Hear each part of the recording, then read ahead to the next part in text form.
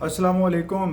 इमरान खान साहब की गिरफ्तारी के बाद के वाक़यात से ये सबक लिया जा सकता है कि पाकिस्तान तहरीक इंसाफ अब उस तरह से तहरीक नहीं चला पाएगी जिस तरह से उसे चलानी चाहिए थी या वो चलाना चाहते थे। यानी इमरान खान की गिरफ्तारी के बाद के रद्द अमल में ये चीज़ सामने आनी चाहिए थी कि ये सबसे बड़ी जमात है और इसमें इसके पास पूरे मुल्क में वर्कर्स हैं और वो वर्कर्स पुरअमन तरीके से एहतजाज कर सकते हैं।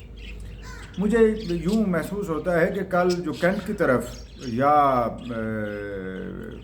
आर्मी की तनसीबात की तरफ इनका जो इनकी पेश कदमी थी पाकिस्तान तहरीक इंसाफ के वर्कर्स की, मुबैना तौर पर ये इस चीज़ के लिए थी कि आ बैल मुझे बार, क्या हम पे कोई पाबंदी लगाएं वरना हम इसी तरह से आते जाते रहेंगे।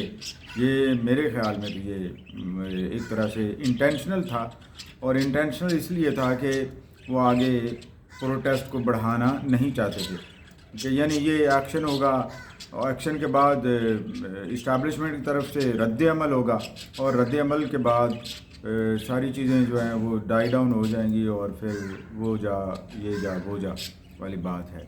इमरान खान ख़ुद कहते थे कि कानून से कोई बालातर नहीं और कानून से दूर किसी को नहीं रहना चाहिए और जब किसी पे इल्ज़ाम लगे तो उसे अपनी सफाई में सामने आना चाहिए और पेश करना चाहिए। लेकिन पिछले चंद माह में इमरान खान ने जो वतीरा अख्तियार किया कि अपने साथ हज़ारों लोगों का लश्कर लेकर आ जाना और फिर उनके ज़रिए से एक तरह से मॉब जस्टिस करने की कोशिश करना, जजेस पर अदालत पर असरअंदाज होने की कोशिश करना वगैरह, ये सब चीज़ें शामिल हैं। उसके बाद ही ये रद्द अमल हुआ है और फिर उनके साथ ये कार्रवाई हुई है। जहाँ तक अल-कादर ट्रस्ट की बात है तो ये बात भी सामने है कि अल-कादर ट्रस्ट के ट्रस्टी इमरान खान और उनके मिसेज हैं और पैसे भी जहाँ से आए हैं और जैसे ज़मीन आई है वो सब सामने है। तो इसमें फिर अकाउंटेबिलिटी का तकाजा तो यही है कि आप जवाबदेह हैं और आप अपनी सफाई में बताएं कि वो पैसे सही और जायज़ तरीके से आए हैं और ज़मीन भी जायज़ तरीके से हासिल की गई है।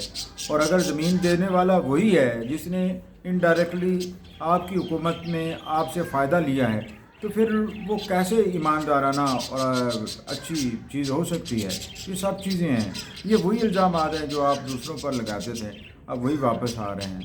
करप्शन में आप दूसरों को कहते थे, एन उसी वक्त आप इस तरह की सरगर्मियों में मुलव्वस हैं मुबैना तौर पर, क्योंकि मुबैना आप पर इल्ज़ाम है। मैं तो मुबैना ही अभी तक कहूँगा जब तक कि वो कन्विक्शन नहीं हो जाती, अगर होती है तो। दूसरा ये कि आपके साथियों जो भी हैं उन्होंने तशद्दुद की तरफ गए, तशद्दुद अख्तियार किया। ये ऐसा रास्ता है जो नहीं अख्तियार करना चाहिए था और इसका खुद तुक भी नहीं बनता। आप प्रोटेस्ट करें, एहतजाज करें, एहतजाज आपका हक़ है लेकिन पीसफुल तरीके से होना चाहिए। ये तो नहीं है कि आप इमलाक को नुकसान पहुँचाएँ।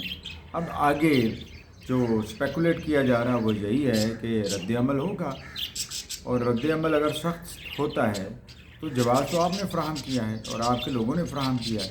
अब ये भी है कि कोई आगे बढ़ना नहीं चाहता। अब जो चंद दिनों तक ये कह रहे थे कि इलेक्शन होंगे नहीं होंगे, अब वो सब भूल चुके हैं। अब इलेक्शन की बात तो फॉर द टाइम बिंग गायब हो गई है। आपने खुद अपने तर्ज अमल से इस तरफ लेके चले गए हैं। अगले 8-10 दिनों में अगर पॉलिटिकल एक्यूमेन ना शो किया गया आपकी जमात की तरफ से और आपके वर्ग की तरफ से तो फिर ये किस्सा पारी ना समझिए, यानी आप माजी हो जाएंगे। देखते हैं ये कैसे आप रीबिल्ड करते हैं और कैसे आप इस मुश्किल सूरत हाल से निकलते हैं और इस मुश्किल सूरत हाल का मुकाबला करते हैं।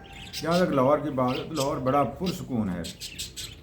और तो लाहौर रात को जब ये वाक़यात हुए तो एक तरफ से सोशल मीडिया पर ये तो पता नहीं क्या हो गया, मुल्क में तबाही बर्बादी हो गई, लेकिन जैसे ही दफ्तर से बाहर निकले और देखा तो तकरीबन ये ठोकर न्याज बेग और इस साइड की सारी रोड खाली थी, कुछ भी नहीं हुआ था। समनाबाद, फिर आगे मुल्तान रोड सारा और जो शहर के कुछ हिस्से हैं वो जाने का इत्तेफाक हुआ और इस तरह शुमाली लाहौर में भी जाने का इत्तेफाक हुआ। तो कुछ मुझे तो नज़र नहीं आया। अगर आपको नज़र आया हो सिवाय इसके कंटोनमेंट में एक्टिविटी हुई, उस कंटोनमेंट की एक्टिविटी का मतलब भी यही था कि जल्दी से उसके ऊपर रिएक्शन आए और बाउंस बैक हो और آگے سرگرمیاں معطل ہوں. یہ میری پرسیپشن ہے. آپ کی پرسیپشن مختلف ہو سکتی ہے. Thank you.